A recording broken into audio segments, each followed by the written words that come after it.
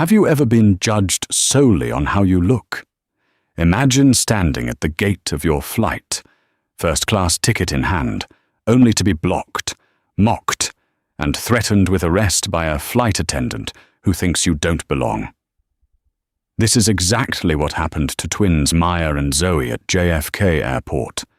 They were humiliated in front of hundreds of people, accused of stealing tickets, and nearly dragged away by security. But that flight attendant, confident in her cruelty, made one fatal mistake. She didn't realize the man standing quietly behind them. The girl's father didn't just buy the tickets. He had just bought the entire airline. And what happened next wasn't just justice. It was a masterclass in karma. The fluorescent lights of JFK's Terminal 4 hummed with the manic energy of a Thursday afternoon. It was the kind of chaotic frequency that usually induced headaches, a blend of wheelie bag clatter, crying toddlers, and the incessant, garbled drone of PA announcements. But for Nathaniel Sterling, it was just background noise. He stood near a pillar by gate B32, adjusting the cuffs of his nondescript navy hoodie. He wasn't wearing his usual bespoke Brioni suit. Today, he looked like any other tired father trying to wrangle a family vacation, wearing dark denim and generic sneakers. He checked his watch, a battered Casio, not his Patek Philippe. That was part of the test. "Dad, are you sure about this?" Maya asked, pulling her oversized beige hoodie tighter around her frame. She and her twin sister, Zoe, were dressed in what fashion magazines called luxury lounge, but to the untrained eye, they looked like two college students rolling out of bed for an 8 a.m. lecture. Sweatpants, hoodies, no makeup, hair tied back in messy buns. "I'm sure," Nathaniel said, his voice low. "I need to see how the staff treats regular people." Maya, not Mr. Sterling, the new majority shareholder. Just people. Zoe scrolled through her phone, looking bored but anxious. "I feel like we're setting them up. Dad, it feels mean." "It's not mean. Zoe, it's an audit," Nathaniel corrected gently. Sterling Airways. Well, soon to be rebranded has been hemorrhaging money. The customer satisfaction scores are in the toilet. I need to know why. The board keeps blaming market fluctuations. But I suspect it's something deeper. Culture rots from the head, but it shows on the hands, and the cabin crew are the hands. Okay. Maya sighed. "So, we just board, like normal." "Like normal. You have your boarding passes." Zoe held up her phone. "First class, seat 1A and 1B. "Good, I'm in 2A, but I'm going to hang back. I need to take a call from the legal team regarding the acquisition finalization. You girls go ahead. I want to see how they handle you without me hovering." Nathaniel watched his daughters walk toward the gate. He felt a fierce, protective pang. They were 19, intelligent, kind, and beautiful. But he knew the world didn't always see them that way. He knew that two young black women in hoodies walking into a first-class lane disrupted the narrative some people held dear. He hoped, genuinely hoped, that his new employees would prove his cynicism wrong. He stepped behind the pillar, phone to his ear, but his eyes never left the gate. The gate agent, a harried-looking man named Greg, was scanning tickets rapidly. But the real gatekeeper was standing at the entrance to the jet bridge. She was a senior flight attendant, her name tag gleaming under the lights, Perry. She was immaculately groomed, her blonde hair sprayed into a helmet of perfection, her red lipstick applied with surgical precision. She stood with her arms crossed, scanning the passengers with the scrutiny of a nightclub bouncer. Maya and Zoe approached the priority lane. The red carpet, the lane for the elite. Perry's eyes locked onto them from 20 feet away. Nathaniel saw the shift in her posture. She didn't smile. She didn't nod. She stiffened, her chin tilted up, just a fraction. It was a microaggression Nathaniel had seen 1,000 times in boardrooms, but seeing it directed at his children made his blood run cold. Maya reached the podium. She smiled, holding out her phone. "Hi, how are you?" Perry didn't look at the phone. She looked Maya up and down, her gaze lingering on the sneakers, then the sweatpants, then the hoodie. She let out a short, sharp breath through her nose. "Zone 1 is for first class and Diamond Medallion members only," Perry said. Her voice wasn't loud, but it projected with a chilly, practiced authority. "Economy boarding is in Zone 4. You need to wait for your zone to be called." Maya blinked, her smile faltering. "Oh, we know. We're in first class." Perry let out a laugh. It wasn't a joyful sound. It was a dry, incredulous bark. She looked past them, addressing a man in a grey suit behind them. "Sir, step forward, please. Sorry for the blockage." "Excuse me." Zoe stepped in, her voice rising. "We aren't a blockage. We have tickets." Perry finally looked at Zoe. The disdain in her eyes was undisguised now. "Miss, I am not going to ask you twice. This lane is for priority passengers. You are holding up the line. Please step aside and wait for general boarding, or I will have to call security." Nathaniel gripped his phone tighter. "Strike one," he thought. "Give them a chance." "Perry, just look at the ticket." "Ma'am," Maya said, her voice shaking slightly but holding firm. "If you would just scan the code, you'd see." "I don't need to scan anything to know you're in the wrong line," Perry snapped, stepping forward to physically block the path. She put her hand up, palm out, inches from Maya's face. "We have a dress code in first class, and even if you somehow manage to get upgrades, I can't have you disturbing the other passengers looking like that." "Looking like what?" Zoe challenged, stepping closer to her sister. "Like you don't belong here," Perry hissed. The atmosphere at gate B32 shifted instantly. The hum of the airport seemed to drop away, replaced by a tense, suffocating silence in the immediate vicinity. Passengers in the economy line stopped scrolling through Instagram to watch. The businessman in the grey suit, who Perry had tried to usher through, looked uncomfortable, shifting his weight from foot to foot. Nathaniel stayed behind the pillar. His heart was hammering against his ribs. Every instinct as a father screamed at him to storm over there, to flash his ID, to end this woman's career in a heartbeat. But he needed the full picture. He needed to see how far the rot went. If he intervened now, she would just claim it was a misunderstanding. He needed undeniable proof of misconduct. He needed her to dig the hole so deep she couldn't climb out. "You're refusing to scan our tickets because of how we're dressed?" Maya asked, pulling her phone back. "I've flown this airline for years. There is no dress code for paying passengers." "There is a conduct code," Perry countered, crossing her arms again. "And you are being aggressive." "Aggressive?" Zoe laughed, a sound of pure disbelief. "We are standing here. You are the one shouting." "I am not shouting." Perry's voice rose to a shriek, contradicting herself instantly. She turned to the gate agent, Greg, who was trying to make himself invisible behind the computer monitor. "Greg, call security. These two are refusing to follow crew instructions and are harassing priority passengers." Greg looked up, his face pale. He looked at Perry, then at the girls, then back at Perry. "Perry, maybe just check the boarding pass if they have the seats. Do not undermine me." Greg, Perry snapped, her veneer of professionalism cracking to reveal pure venom. I have been flying this route for 15 years.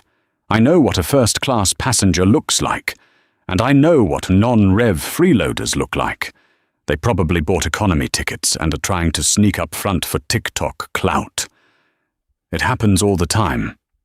She turned back to the twins, a smug smirk playing on her lips. That's it, isn't it? Your influencer's trying to film a challenge. Well, the challenge is over. Get out of my line. Maya's eyes welled up with tears of frustration. It was the helplessness that hurt the most. She looked around for support. The businessman in the grey suit looked down at his shoes. A woman in a cashmere shawl looked at them with mild annoyance, checking her watch. No one spoke up. We aren't moving, Zoe said, planting her feet. She had always been the feistier twin. We paid for these seats. You are discriminating against us, and you know it. Discrimination, Perry scoffed. Oh, here we go. The victim card. I knew that was coming. Listen to me, you little brats. This isn't a civil rights protest. This is a private airline. And on this flight, I am the law. If I say you don't fly, you don't fly. Perry grabbed the radio clipped to her belt. Operations. This is Perry at gate B32. I have 2 disruptive passengers refusing to vacate the priority lane. I need airport police immediately. Possible fraud. Nathaniel felt a cold rage settle in his gut. It was a clarity he rarely felt. This wasn't just a rude employee. This was a liability. This was a person who used her small amount of power to inflict pain on those she deemed beneath her. He ended the call with his legal team without saying goodbye. He put the phone in his pocket. At the gate, the situation was spiraling. Perry reached out and snatched the phone from Maya's hand. "Hey, give that back!" Maya cried out, reaching for it. "I'm confiscating this as evidence of the fraudulent ticket," Perry declared, holding the phone high above her head like a trophy. She looked at the crowd, performing for them now. "See, they attack me when I try to do my job. You stole her phone," Zoe shouted. "That's theft. It's security protocol," Perry yelled back. Suddenly, a tall man in a pilot's uniform emerged from the jet bridge door. It was Captain Anderson. He was a silver-haired veteran of the skies, a man Nathaniel had met briefly during the acquisition talks, though Anderson likely wouldn't remember Nathaniel's face from a crowded boardroom. "What is going on here?" Captain Anderson boomed, his voice cutting through the noise. Perry spun around, her expression instantly shifting from aggressive to victimized. "Captain, thank God. These 2 girls are harassing me. They're trying to force their way into first class with fake tickets. And when I stopped them, they physically assaulted me." Maya's jaw dropped. "That is a lie, a total lie." Anderson looked at the twins. He saw 2 terrified young women, one crying, the other trembling with rage. He looked at Perry, who was flushed and clutching Maya's phone. "Did you take her phone?" "Perry," Anderson asked calmly. "I secured it," Perry said defensively. "It has the fake boarding pass." Anderson sighed. He reached out a hand. "Give me the phone." "Perry." "Captain, really, we don't need to waste time." "The phone," Anderson repeated, his voice like steel. Perry reluctantly handed the device over. Anderson looked at the screen. It was still unlocked, displaying the boarding pass. He tapped it. The QR code enlarged. He looked at the details. Passenger Sterling / Maya Flight SA4, 92 seat 01. A status owner VIP Anderson froze. He blinked, thinking his eyes were deceiving him. He looked at the name again. Sterling, as in the name on the new letterhead that had gone out to all employees this morning regarding the acquisition. He looked up at Maya. "Your name is Maya Sterling." "Yes." Maya sniffed, wiping her eyes. Anderson's face drained of color. He looked at Zoe. "And you are?" "Zoe Sterling." Zoe spat. Anderson slowly turned his head to look at Perry. His expression was one of absolute horror. "Perry," he whispered, "do you know who these passengers are?" Perry rolled her eyes. "Let me guess. The daughter of some rapper or a basketball player. I don't care who their daddy is. Captain, rules are rules." "You really don't know," Anderson said, his voice trembling slightly. "I don't care," Perry shouted, doubling down. "I want them off my flight. I want them arrested." "I don't think that's going to happen," a deep voice said from behind the crowd. Before Nathaniel could step into the light, another figure intervened. It was the businessman in the grey suit, the one Perry had tried to usher past the girls earlier. He stepped forward, clearing his throat loudly. "Excuse me," the man said. He was holding a platinum credit card in his hand, as if it were a badge of office. His name, according to the tag on his briefcase, was Preston Walsh. He had the slicked-back hair and arrogant posture of a mid-level investment banker who thought he owned the world. Perry looked at him, her expression softening. "I'm so sorry for the delay, sir. We're handling the riffraff now." Preston smiled, but it wasn't a kind smile. He turned to the girls. "Listen, sweetheart," he said to Zoe, his tone dripping with condescension. "You're making a scene. Why don't you just take your little economy seats and let the people who actually work for a living get on board? Some of us have meetings to get to." Zoe looked at him, incredulous. "We have first-class tickets. Why is that so hard for everyone to understand?" Preston laughed. "Look, maybe you saved up your allowance. Maybe you got a lucky upgrade. But clearly, there's a problem with the ticket, or the flight attendant wouldn't be stopping you. So why don't you stop arguing with the professionals and move?" He turned to Perry, offering a conspiratorial wink. "You're doing a great job, by the way. Keeping the standards up, we appreciate it." Perry preened under the praise. "Thank you, sir. It's not easy. We try to maintain a certain atmosphere in the premium cabin." "Exactly," Preston agreed. "We pay for exclusivity. We pay for peace and quiet. We don't pay to sit next to—" He waved a hand vaguely at the girls' hoodies. "Streetwear." Nathaniel, still watching from the shadows, felt a new wave of anger. It wasn't just the employee. It was the culture of the clientele she was catering to. Perry felt empowered because men like Preston Walsh validated her prejudice. They fed off each other. "Sir," Captain Anderson cut in, trying to de-escalate. "Please step back. This is an airline matter." "I'm a Diamond Medallion member," Preston announced, puffing out his chest.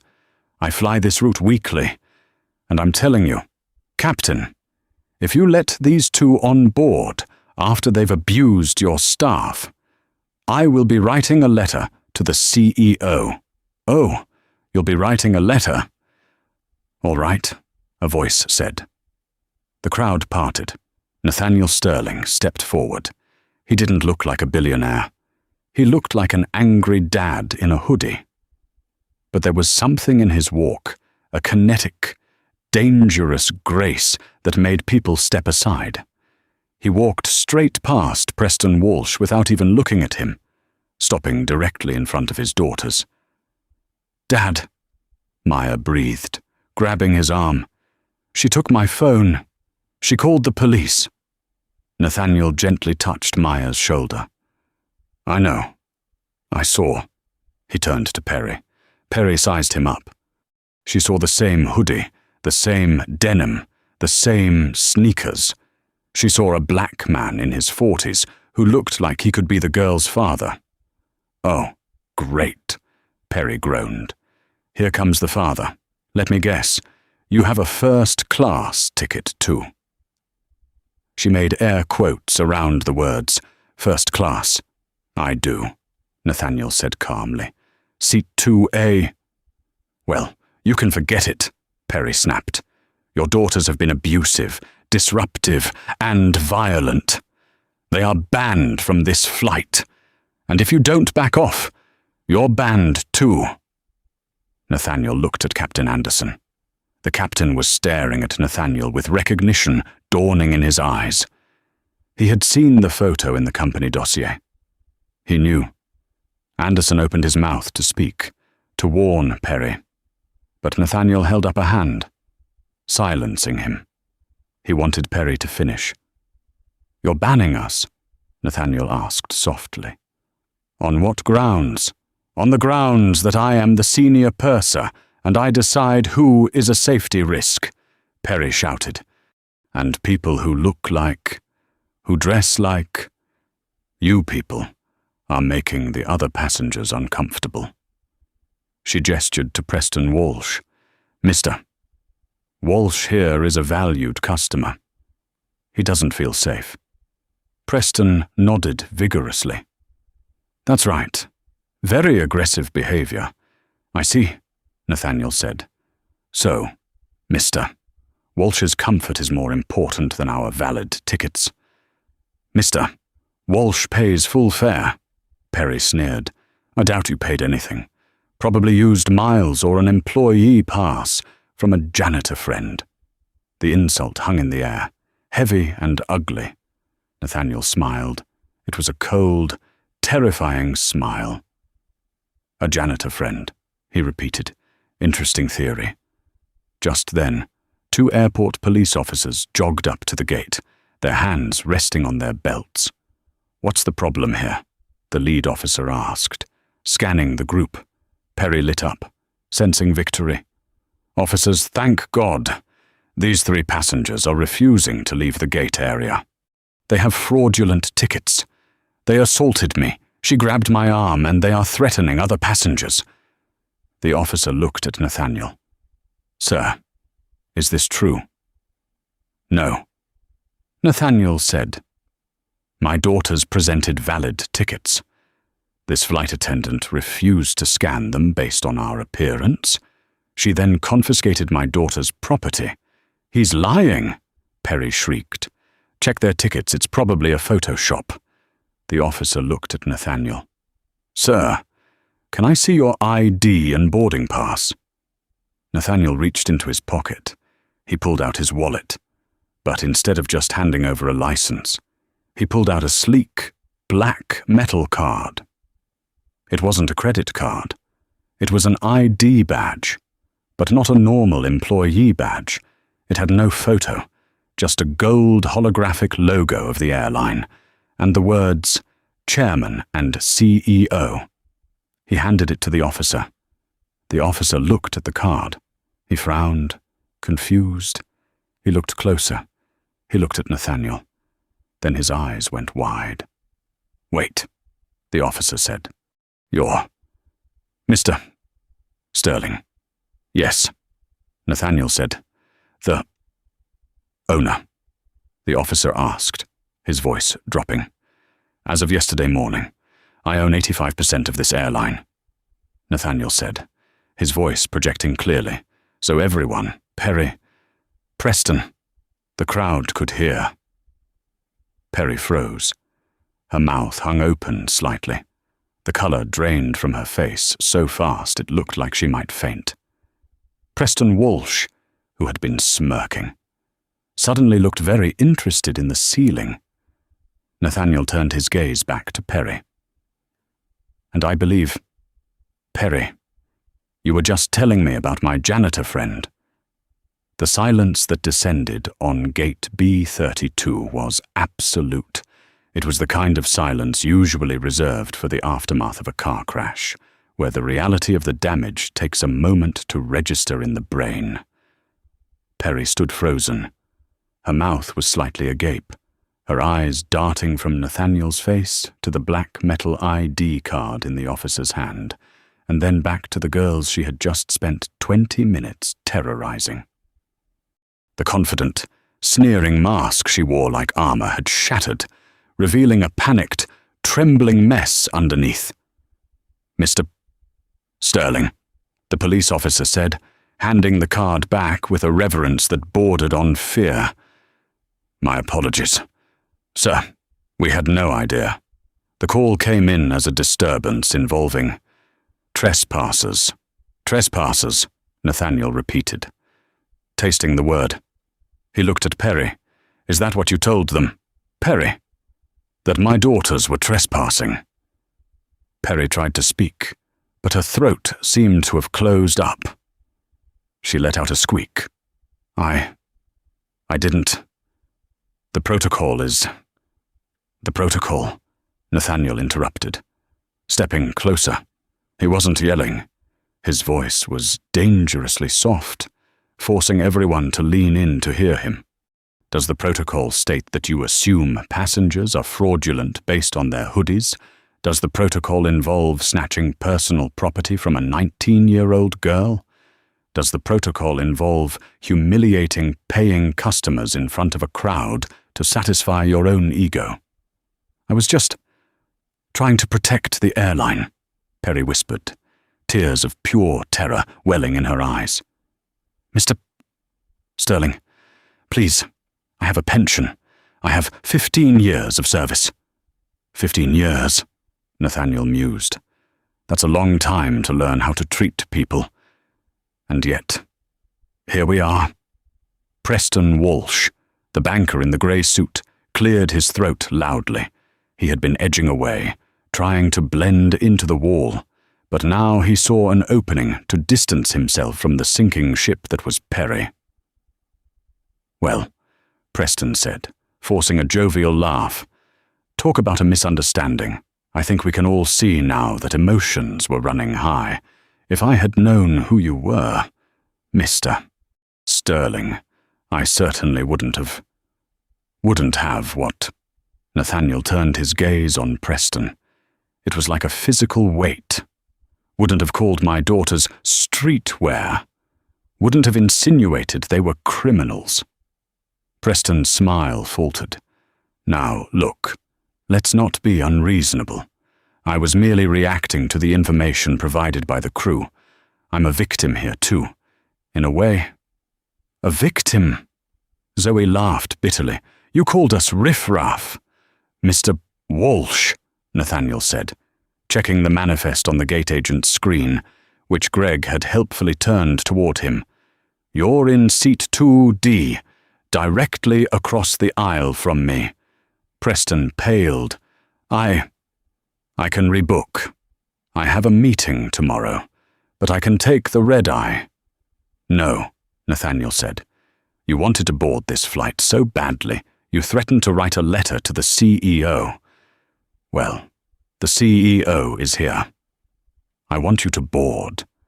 I want you to sit in that seat. And I want you to think very carefully about every word that comes out of your mouth for the next 7 hours to London."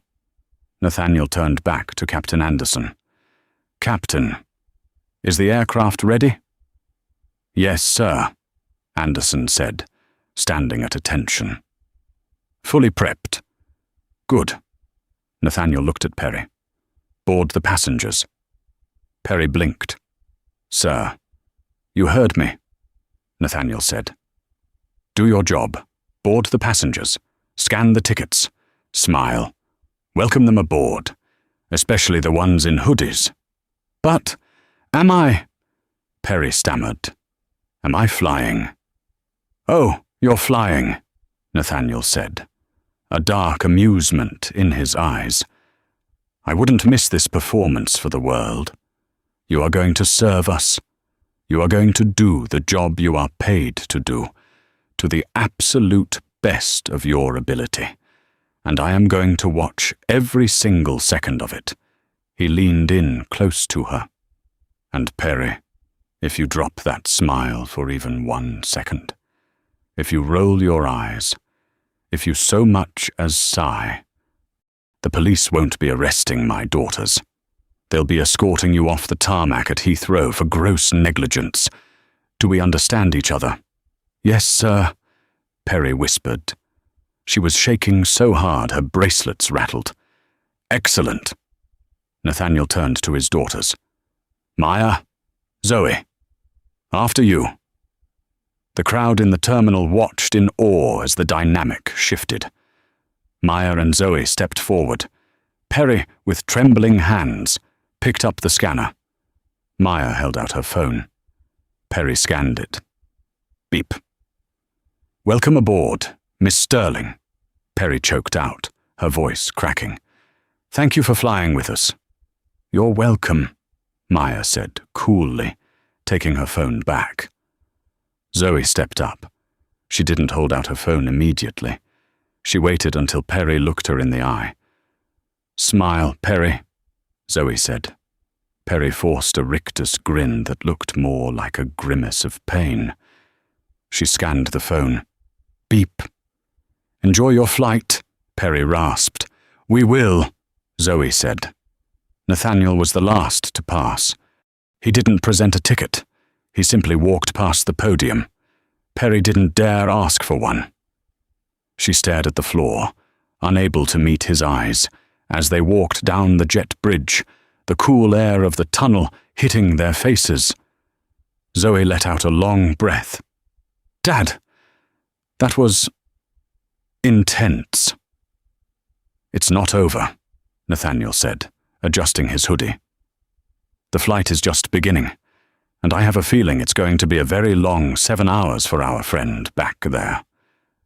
The first-class cabin of the Boeing 777-300ER was a sanctuary of cream leather, walnut veneer, and soft ambient lighting.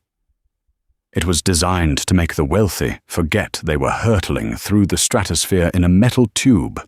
Usually, the atmosphere was one of hushed reverence and clinking crystal.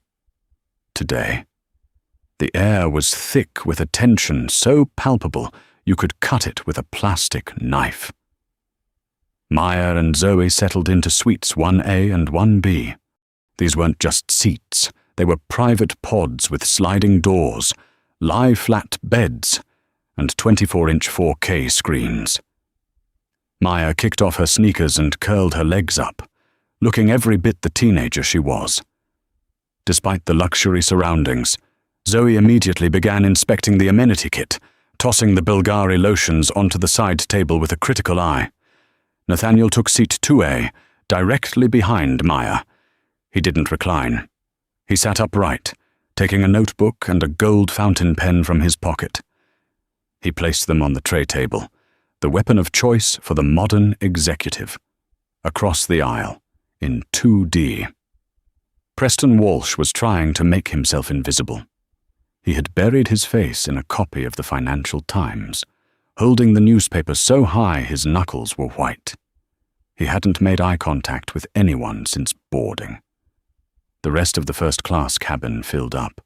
A tech CEO in 3A, a famous fashion editor in 3F. They sensed the mood immediately. They saw the man in the hoodie in 2A, the terrified flight attendant, and the utter silence from the usually chatty purser. They knew something was wrong, and they watched with the discreet voyeurism of the elite. Perry entered the cabin from the galley. She had clearly spent a moment in the bathroom trying to fix her face. Her lipstick was reapplied, but her eyes were red-rimmed and darting nervously. She was carrying a silver tray with crystal flutes of champagne and warm macadamia nuts. This was the test. She approached row 1.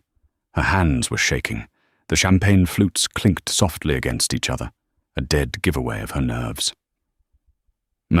Miss Sterling, Perry stammered, standing at Maya's suite. May I offer you a pre-departure beverage? We have Dom Perignon 2012 or... Maya looked up from her phone. She didn't smile. She let the silence hang for 3 seconds, a trick she had learned from her father. "Water," Maya said. "Room temperature. No ice." "Of course," Perry said, relieved to have an easy order. She turned to Zoe. "And for you, Miss Sterling."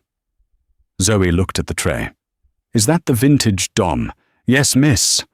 "I read that the 2012 has a high acidity," Zoe said, sounding like a seasoned sommelier despite her hoodie. "Do you have the Krug instead?" Perry froze. The Krug was in the back galley, unopened.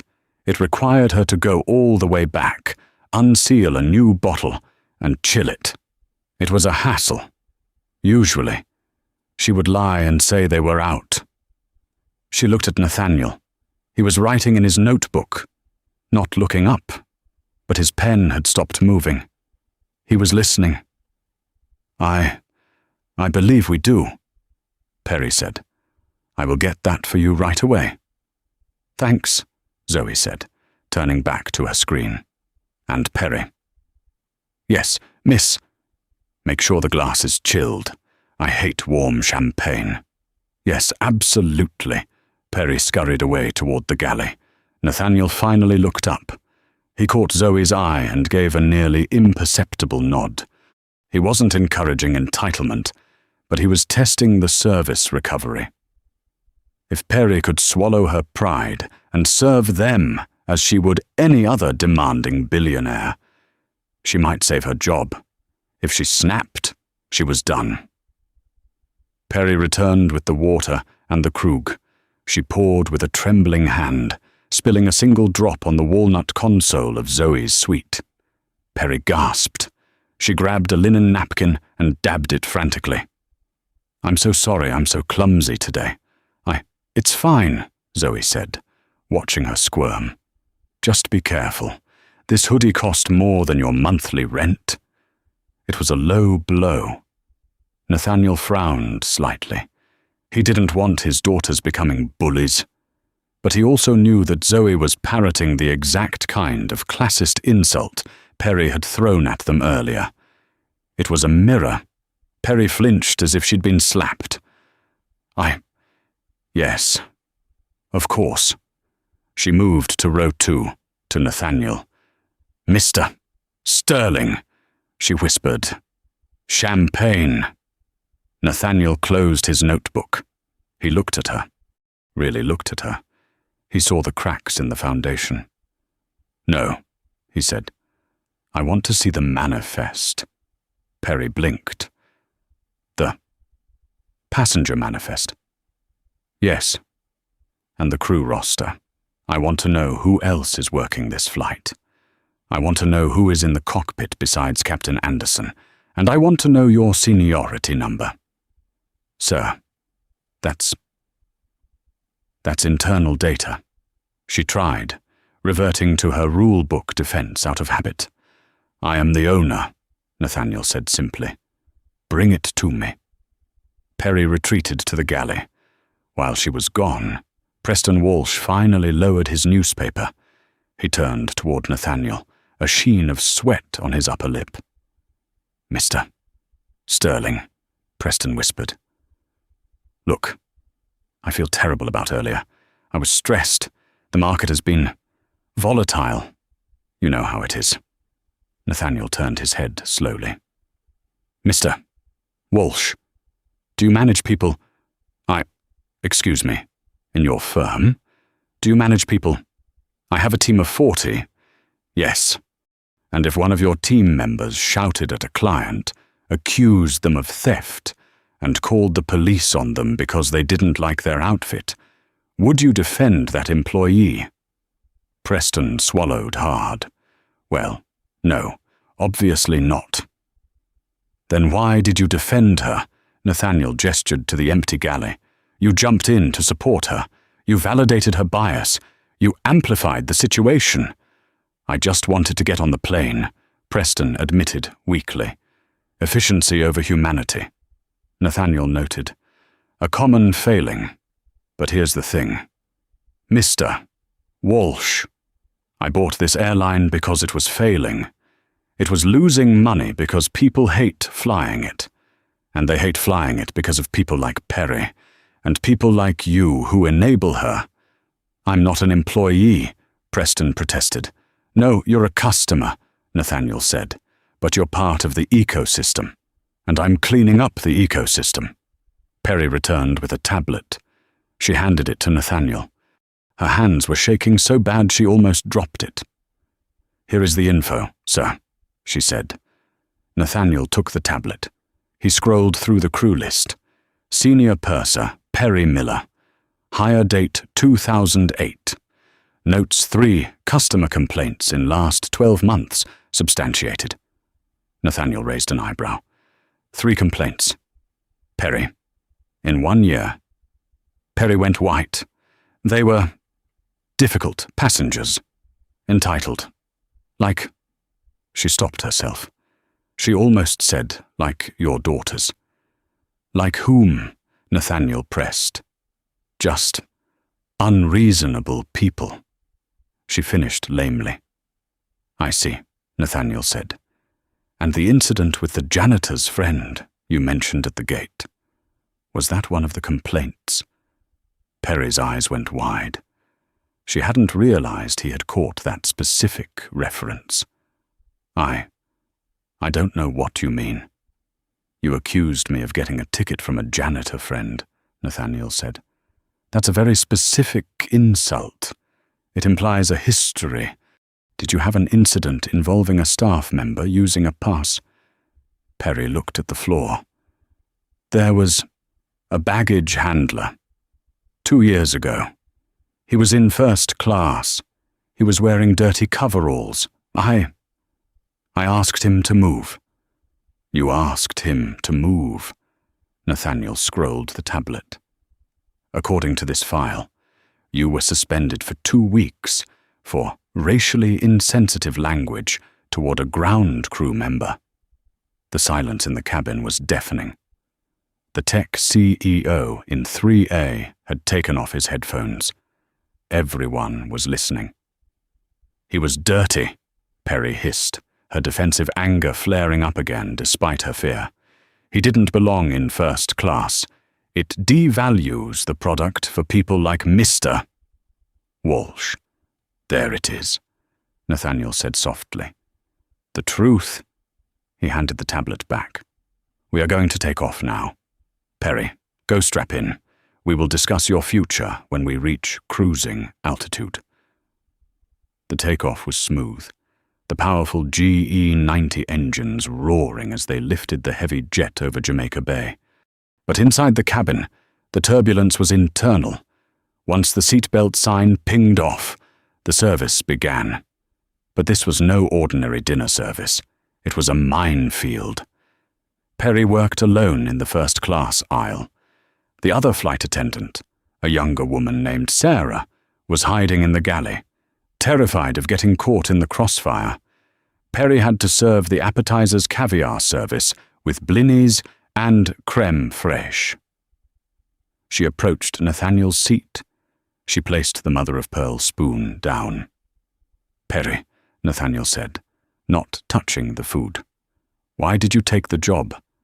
Perry blinked, confused by the question. Sir, why did you become a flight attendant? Was it to travel to meet people? Perry stiffened. I wanted to see the world. I wanted a career with elegance. Elegance, Nathaniel repeated. And do you feel elegant when you are screaming at teenagers at a gate?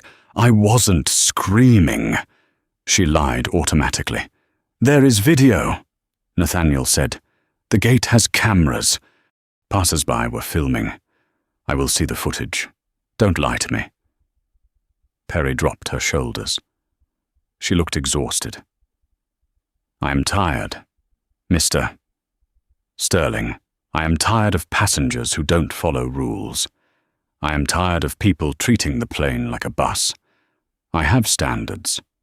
Your standards are based on aesthetics, not safety, Nathaniel countered. You judged my daughters because they were black girls in hoodies. If they were white girls in yoga pants, Would you have stopped them? Perry opened her mouth to argue, then closed it. She knew the answer. Everyone knew the answer.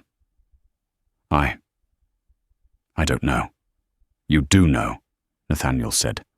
And that is the problem. You are a liability, Perry. Not because you are strict, but because you are biased. And bias costs money. It costs lawsuits. It costs brand reputation. Suddenly, there was a commotion from row 1. Excuse me, Zoe's voice rang out. Perry jumped! She hurried to the front. Yes, Miss Sterling. There is a hair in my food, Zoe said, pointing to her plate of seared scallops. Perry leaned in. There was indeed a long, blonde hair draped across the scallop, a hair that matched Perry's perfectly coiffed helmet. Perry gasped. She instinctively reached up to her head. That's impossible. My hair is sprayed down. Are you saying I put it there? Zoe challenged. No, Perry looked at Nathaniel, who had stood up and was walking over. Nathaniel looked at the plate. He looked at Perry. Hygiene protocol, Nathaniel said. Strike 3. Perry. I didn't do it on purpose, Perry cried, her voice rising to a hysterical pitch. She planted it. I know she did. She's trying to get me fired. Accusing the customer again, Nathaniel asked, his voice dropping an octave. You really can't help yourself. Can you? They are trying to destroy me, Perry shouted, losing control completely. She pointed a shaking finger at Zoe. You little witch! You think because your daddy bought the airline, you can treat me like a servant. You are a servant, Preston Walsh suddenly shouted from row 2. Everyone turned. Preston was red-faced, having downed 3 scotches in rapid succession to calm his nerves. She's a flight attendant, Preston yelled, slurring slightly. Her job is to serve, and you. Perry, you're doing a terrible job. I'm trying to drink my scotch, and you're screaming about hair. Just get the girl a new plate, and shut up. It was a chaotic, beautiful implosion. The ally Perry thought she had the high-value passenger had turned on her the moment his own comfort was disturbed. Perry looked at Preston. Betrayed. Then she looked at Nathaniel. Nathaniel stood calmly in the center of the storm. Perry, he said, go to the galley. Sit on the jump seat. Do not get up. Do not serve another passenger. Sarah will handle the rest of the flight. But who will do the meal service? Perry whispered. I don't care, Nathaniel said. You are relieved of duty effectively immediately. You are a safety risk to this crew and these passengers because you are emotionally unstable. You can't do that, Perry hissed. The union. I can do whatever I want, Nathaniel said. I own the plane. Now, sit down. Perry looked around the cabin. Every eye was on her. The tech CEO, the fashion editor, the twins, the banker. She turned and marched into the galley, yanking the curtain shut with such force that a few hooks snapped off the rail. Nathaniel turned to the cabin. He looked at the other passengers. My apologies for the disruption, he said smoothly. Please, enjoy the rest of your flight. Drinks are on the house. And by house, I mean me. He sat back down, but he wasn't done. He pulled out his phone. He connected to the in-flight Wi-Fi. He sent a text message to his chief of operations in London. Message flight SA492. Landing Heathrow 0900. Have HR and legal meet the aircraft. Also, call the press. We're going to make a statement about the new direction of Sterling Airways. He looked at the back of Perry's head through the gap in the curtain. She was sobbing into her hands. Nathaniel felt no pity. only the cold satisfaction of a lesson being taught. But the biggest twist was yet to come. Because Perry, cornered and desperate, wasn't going to go down quietly. She was about to make one final, fatal mistake before the wheels touched the ground. As the plane cruised over the Atlantic, Perry pulled out her personal phone. It was against regulation. But she didn't care. She opened a chat app. She had a contact in the tabloids, a contact she had sold stories to before about celebrities on flights. She typed a message, exclusive new owner of Sterling Airways attacks crew member, daughter's abuse staff. I have a video. How much she hit send. She thought she was fighting back. She didn't realize that the in-flight Wi-Fi she was using was monitored by the airline's security protocols Nathaniel had updated that very morning. In seat 2A, Nathaniel's tablet pinged. Security alert, sensitive data. Leak attempt from crew device. Nathaniel looked at the notification. He read the intercepted message. He looked at the galley curtain. He actually smiled. Checkmate, he whispered. The descent into London. Heathrow was smooth, the grey dawn of the English morning breaking over the wing. But inside the cabin, the air was brittle. Perry sat on the jump seat, her eyes fixed on the floor. She held her phone tightly in her lap, shielded by her hands. She had received a reply from her tabloid contact, interested. Need proof. $5,000 of exclusive. She smirked internally. $5,000. It wasn't a fortune, but it was enough to float her while she looked for a new job. She would paint herself as the victim of an arrogant billionaire and his spoiled brats. She would win in the court of public opinion. As the wheels touched the tarmac with a screech of rubber, Perry unbuckled before the plane had even come to a complete stop, a major safety violation. But she didn't care anymore. She stood up, smoothing her skirt. She was ready to quit before they could fire her. Ladies and gentlemen, welcome to London. Captain Anderson's voice came over the PA. It sounded strained. Please remain seated. We have been directed to a remote stand for a special arrival procedure. A murmur went through the cabin. Remote stands were usually for overflow or security issues. Preston Walsh, nursing a pounding hangover in 2D, groaned. Great, now we have to take a bus. Just let us off. Nathaniel didn't move. He closed his notebook. He looked at Maya and Zoe, who were awake and looking out the window. Dad, Maya whispered. Why are there police cars down there? Outside, on the wet tarmac. 3 vehicles were waiting. One was a black Mercedes van.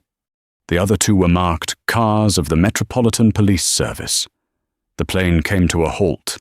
The engines whined down. Usually, the doors would open, and the bridge would connect. Instead, the forward galley door opened, and a set of mobile stairs was attached. Perry moved toward the door, intending to be the first one off.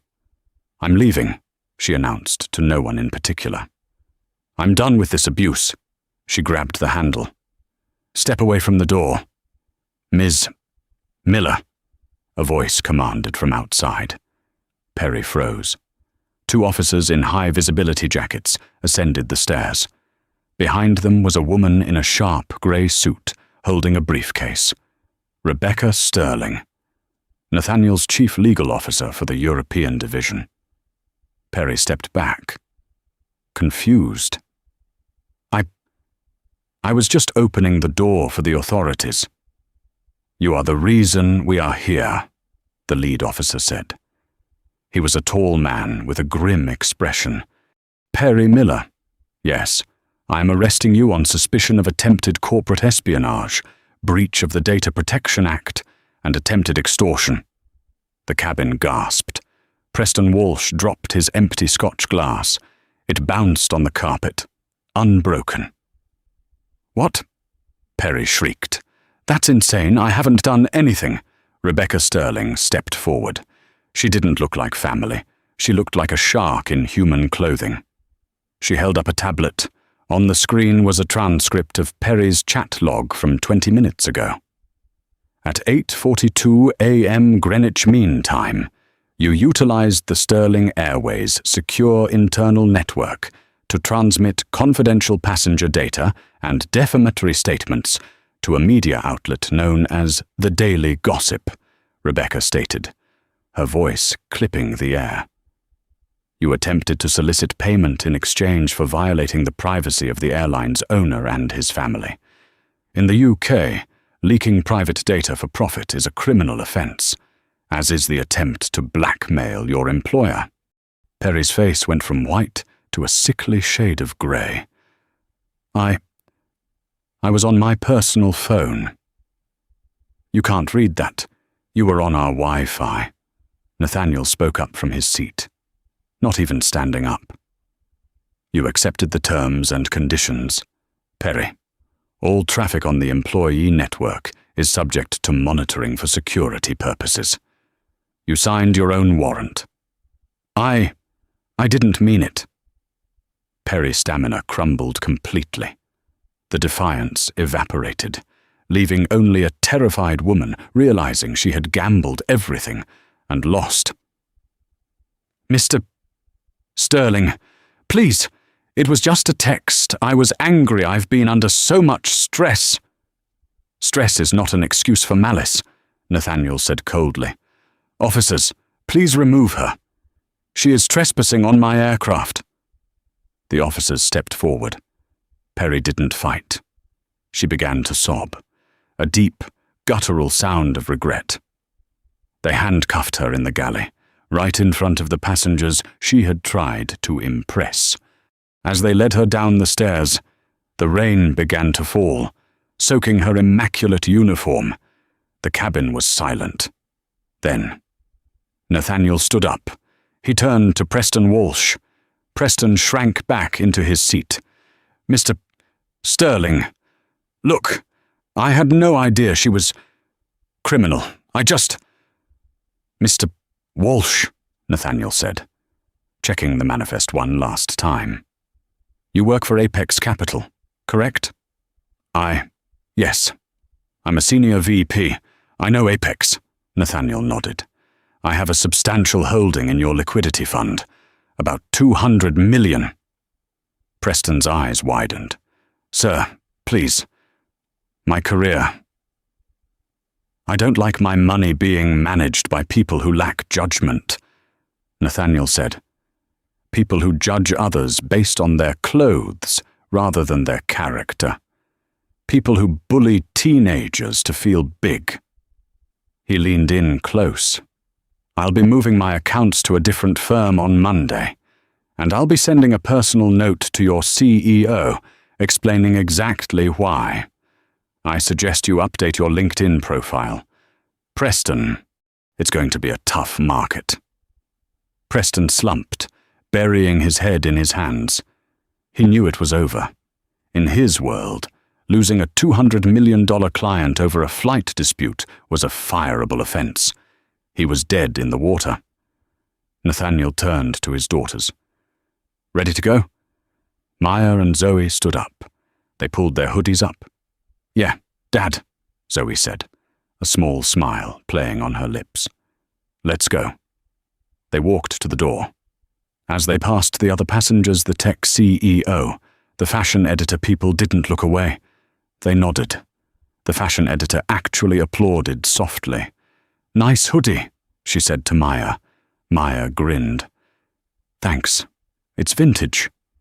They walked down the stairs into the cool London air. The black Mercedes van was waiting. A driver held the door open. "Welcome to London, Mr. Sterling," the driver said. "Thank you, James," Nathaniel said, as they settled into the leather seats of the van. Zoe looked out the window. She saw a police car pulling away, blue lights flashing against the grey sky. Inside, A silhouette with messy blonde hair was weeping. "Dad," Maya said softly. "Was that too much?" Nathaniel looked at his daughters. He saw the strength in them, but also the vulnerability. "She tried to sell you out." "Maya," Nathaniel said. "She tried to monetize your humiliation. That isn't a mistake. That's a choice, and the choices have consequences." He took their hands. "Never let anyone tell you who you are," he said. "And never let anyone tell you where you belong. Because the truth is, you belong wherever you want to be. And sometimes, you just have to buy the airline to prove it." The van pulled away, merging into the traffic of the motorway, leaving the airport and the wreckage of Perry's career far behind in the rear-view mirror. Talk about a turbulent landing. Perry thought she was the queen of the skies, but she forgot the golden rule, be kind, because you never know who you're talking to. She judged Maya and Zoe based on a hoodie, and it cost her a 15-year career, her pension, and her freedom. And let's not forget Preston Walsh, the man who thought money gave him the right to be a bully, only to realize there's always a bigger fish in the sea. Nathaniel Sterling didn't just defend his daughters. He exposed a toxic culture that judges people on appearances rather than character. It's a powerful reminder that true class isn't about what you wear or which lane you stand in. It's about how you treat people when you think no one is watching.